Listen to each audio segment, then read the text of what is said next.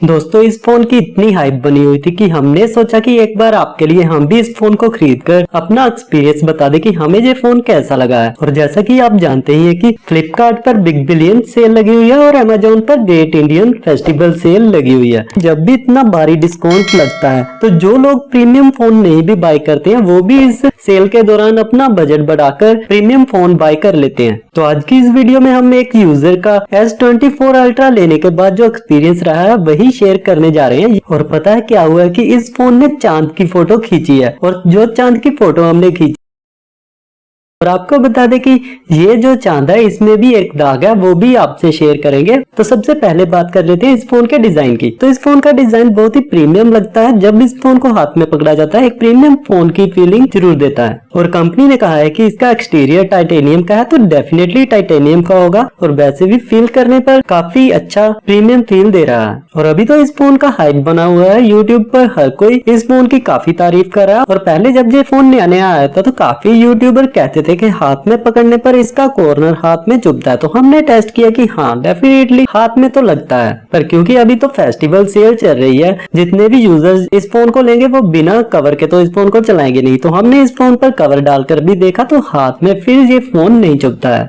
और जब इतना महंगा फोन ले लिया जाता है तो टेंशन रहती है कि एक्सेसरी इतनी महंगी मिलेगी। तो इसी पर जब S24 अल्ट्रा आया तो S23 अल्ट्रा की तरह इसमें कर्व्ड डिस्प्ले नहीं थी, फ्लैट डिस्प्ले दी गई थी। और फ्लैट डिस्प्ले के लिए टेम्पर्ड ग्लास भी सस्ते आते हैं as compared to curve display. तो इस हिसाब से भी S23 से ये फोन बेटर हो गया है। और हमने टेस्टिंग की इस फोन में AI फीचर्स की और बहुत सारे AI फीचर्स दिए गए हैं। इसी के साथ इसमें एक फीचर दिया गया है लाइव ट्रांसलेशन का, तो उसको हमने ट्राई करने की कोशिश की और बाद में हमें पता चला कि ये तो नॉर्मल यूजर्स में बेनिफिशियल है ही नहीं है। तो भाई ये सच में प्रीमियम यूजर्स के लिए ही शायद बेनिफिशियल होगा। और हमने टेस्टिंग करने के लिए एक कॉल के दौरान इसको लाइव ट्रांसलेशन शुरू कर दिया और जो लाइव ट्रांसलेशन ऑटोमेटिक वो दूसरे पर्सन को भी सुनाई दे रहा था।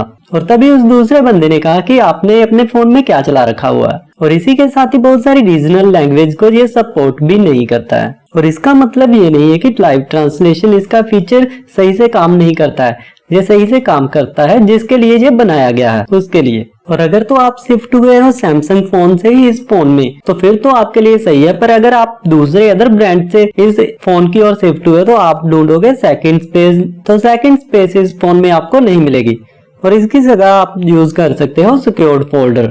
और वहीं पर बात करें इसके पोर्ट्स एंड बटन की तो राइट साइड में आपको power button, volume up down button मिल जाएगा और लेफ्ट साइड में कोई भी बटन या पोर्ट नहीं दिया गया है। और बात करें बॉटम साइड की तो बॉटम साइड में आपको एक मिलेगी सिम ट्रे, माइक और सी पोर्ट मिलेगा। इसके साथ स्पीकर ग्रिल और S पेन भी यहीं पर आपको मिलेगा।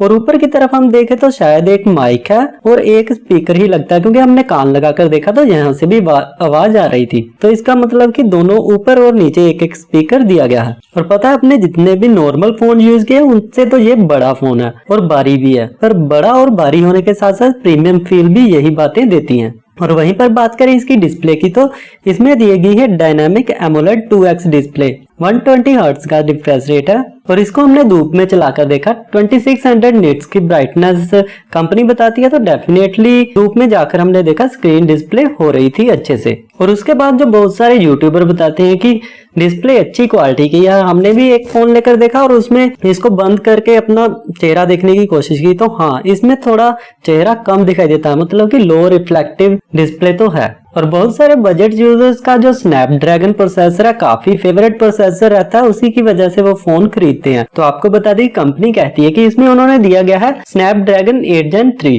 तो ये बात भी आपको खुशी जरूर देगी।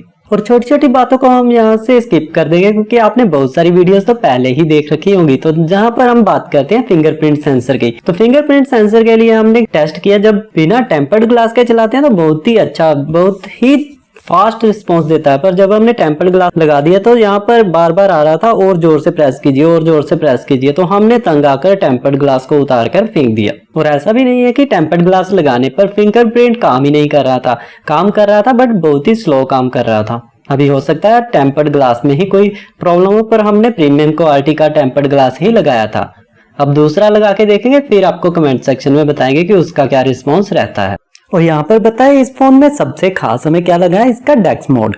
और डेक्स मोड तब जब इसको हम स्क्रीन मिररिंग करते हैं डेक्स मोड के साथ अपने टीवी के साथ, वो आप खुद से देख लीजिएगा या किसी और वीडियो में देख लीजिए, तो ये मोड काफी अच्छा फील देता है। इस फोन में बैटरी 5000 mAh की है, पर बड़ा फोन और बड़ा प्रोसेसर होने की वजह से 5000 mAh की बैटरी आपको एक दिन तक का बैकअप आपको जरूर दे देगी, पर इससे ज्यादा उम्मीद आप इससे मत रखिएगा। तो अब बात कर लेते हैं इसके रियर कैमरास की। तो सबसे पहले दिया गया है 12 मेगापिक्सल का कैमरा, फिर 200 मेगापिक्सल का, 50 मेगापिक्सल का और एक 10 मेगापिक्सल का कैमरा दिया गया है। और फ्रंट कैमरा भी 12 मेगापिक्सल का दिया गया है। और अब बात कर लेते हैं कैमरा क्वालिटी की। तो कैमरा क्वालिटी में हमने काफी जगह टेस्ट किया, हमें तो अच्छा लगा। और वो जो 100x जूम बार बार वीडियोस में दिखाया जाता है उसको भी टेस्ट किया, तो काफी दूर तक की फोटो ये कैप्चर कर लेता है अच्छे से। पर हाँ, उसमें क्या होता है कि 12 मेगापिक्सल कैमरे के साथ ही आप 100x जूम कर सकते हो, बाकी मेगापिक्सल्स के साथ आप जूम नहीं कर पाते हो। और वीडियो में तो 100x अवेलेबल है ही नहीं है। और हमने किया चांद की टेस्टिंग, रात को हम पहुंच गए छत के ऊपर और हमने कैप्चर किया चांद को। और हमने देखा कि एक्चुअल में जो कैमरा है चांद को अच्छे से कैप्चर नहीं कर पा रहा था, पर जब हमने क्लिक कर दिया तो चांद की प्रोसेसिंग हुई और एआई के वजह से चांद की पिक्चर अच्छे से आ गई और वो ऐसी आ रही थी जैसे वो एक्चुअल में चांद दिख रहा था।